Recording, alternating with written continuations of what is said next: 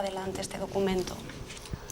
Bueno, dicir que nosotros estamos gobernando en minoría, despois de que o socio de goberno, pois, bueno, se fora do goberno, e en todo caso, evidentemente, a non ter maioría, pois temos que negociar, non?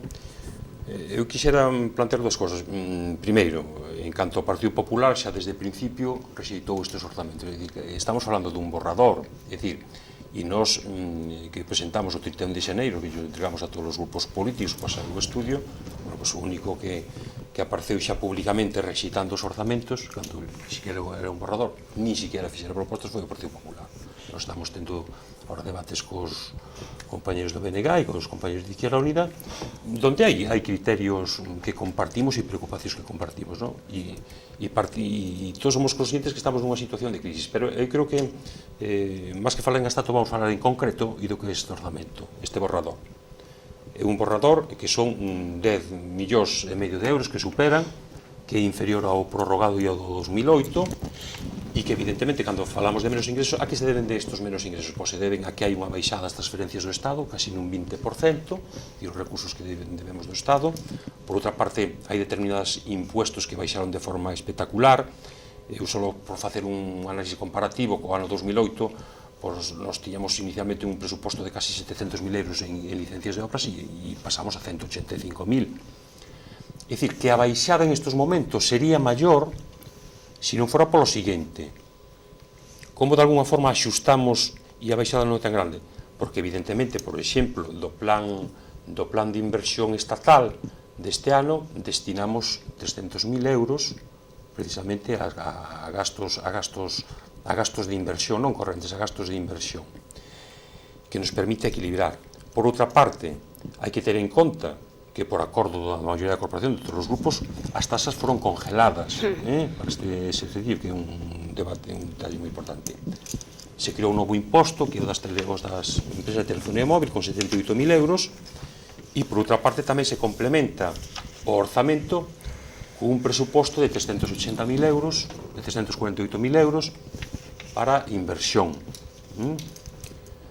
É dicir, non é certo que a deuda do Concello sea alta, como di o Partido Popular. O Concello nestes momentos ten a deuda viva, supón o 36%, cando por lei pode chegar ao 110%. En todo caso, o crédito que pedimos este ano é precisamente a parte para a inversión. E como se distribuyen estes recursos? Destes 10,5 millóns de euros, pois máis ou menos o 42% vai a gasto de personal. É dicir, en este ano o conxunto do personal vai ter unha subida salarial que se encontra na lei dos presupuestos generales do Estado, 0,3%.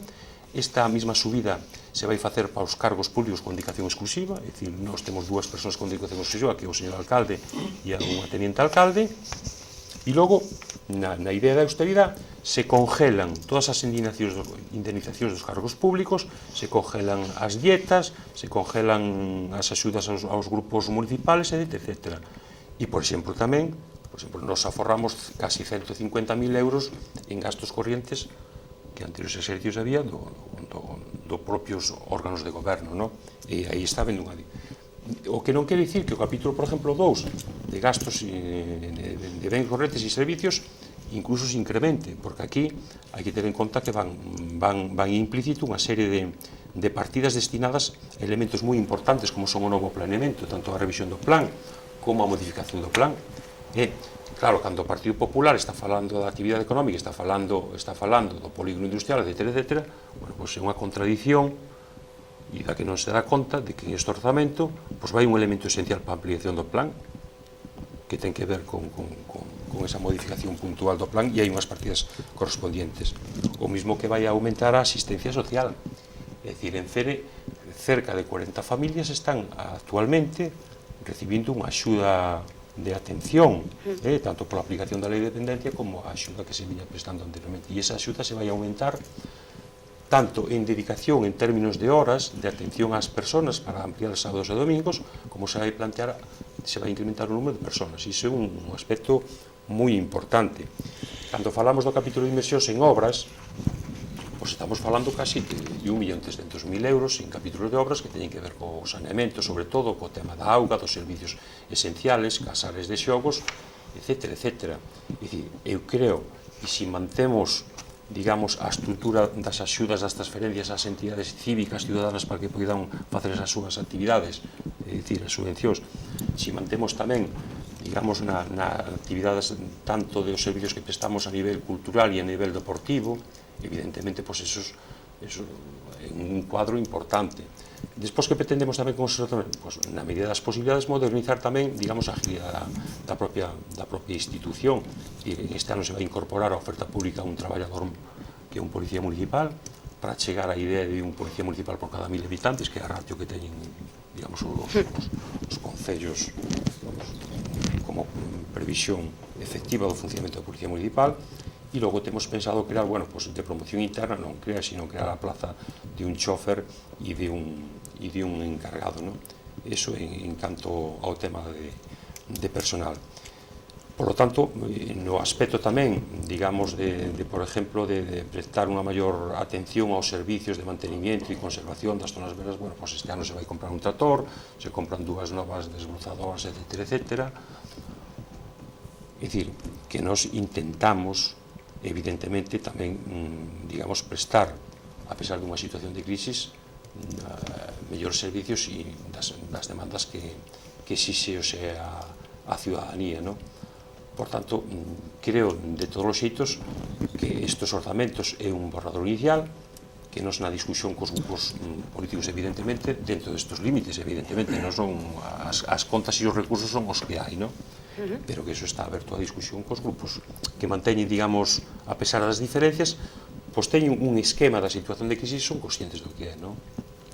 Bueno, a mí me gustaría saber entonces cuáles son para ustedes los principales puntos de desacuerdo.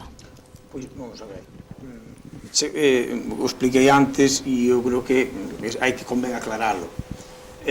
Vamos a ver, FENE aprobamos, e digo aprobamos porque o BNG aprobou os orzamentos do ano 2008, no verán do 2008. Nós dixemos que non nos gustaba aprobar uns orzamentos de verán, que iban tarde, que pasa que tamén éramos partícipes dese goberno, que facía mención o concelleiro de Facenda, e nós tamén, por responsabilidade e pola xestión das nosas áreas, tiñamos que darlle para saída a ese orzamento, ademais que xestionamos pois, dentro das nosas limitacións, pois, o mellor posible, pero un orzamento que hai que decir que non se executou.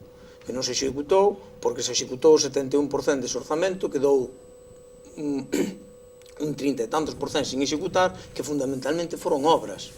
Entón, o Concello de Fene estivo durante todo o 2008 sin facer prácticamente ninguna obra, o 33% fixo do capítulo que tiñamos aprobado naquele orzamento de 2008, que además no ano 2009 non foi quen de executar tampouco, e por riba se gastaron e se investiron cartos en servizos, desde o noso punto de vista, moitas veces incluso dun xeito bastante errático ou caótico, incrementando non a débeda desde un punto de vista da débeda do diñeiro que se lle pide ao banco en forma de crédito, senón aquilo que se pide e se encarga ou se executa por encima das posibilidades orzamentarias do ano, co cal nos queda un lastre, que agora xa temos coñecemento del, que cando se nos entrega o borrador do orzamento non tiñamos coñecemento del, nos queda un lastre de casi 1 millón de euros, que para nós é o principal hándicap, o principal problema para o orzamento de 2010. É dicir, que hai 1 millón de euros, que é unha espada de Damocles, que hai que encaixar, porque se hai que facer cousas no ano 2010, primeiro habrá que atender e pagar aquilo que está pendente de exercicios anteriores. E para nós ese é un dos problemas fundamentais, e é un dos problemas que ten que resolver o goberno, non? En este caso, polo menos, se quere contar con unha disposición do BNG, porque non se pode entender que teñamos entidades culturais e deportivas pendentes de cobro do ano pasado, subvencións nominativas para facer actividades ou as propias subvencións ordinarias de funcionamento das entidades. Non se poden entender que haya numerosísimos proveedores sin cobrar do ano pasado e que intentemos sacar un orzamento este ano obviando iso. Se non se obvia iso e se incluye, habrá que atender lóxicamente primeiro esas cuestións. Desde o noso punto de vista, o ano 2009 foi un ano moi malo na cuestión económica, porque en vez de actuar indo por diante dos acontecementos, se actuou ao revés, recuando, dando marcha atrás, gastando improvisadamente e descontroladamente, sin haber un rigor orzamental,